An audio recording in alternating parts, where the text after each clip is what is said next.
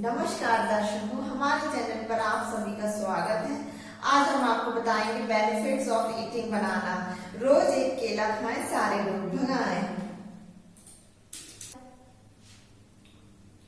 यह फल हर जगह मिल जाता है। यह अन्य फलों के मुताबिक काफी सस्ता भी है।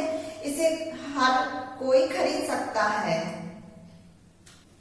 केले में विटामिन, प्रोटीन व कई अन्य पोषक तत्व भरपूर मात्रा में पाए जाते हैं और यह शरीर के लिए स्वास्थ्यवर्धक है।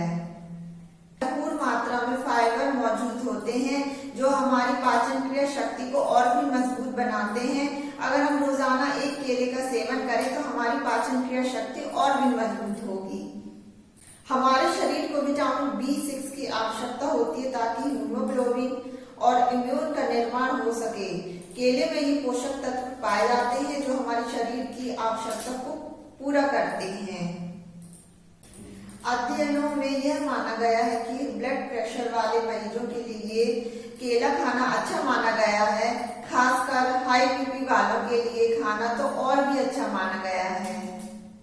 केले में मैग्नीशियम पाया जाता है जो हमारे मूड को ठीक करने के साथ व बेहतर बनाने के साथ हमारी नींद को भी पूरा करने में सक्षम है।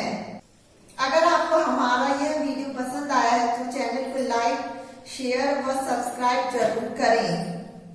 धन्यवाद।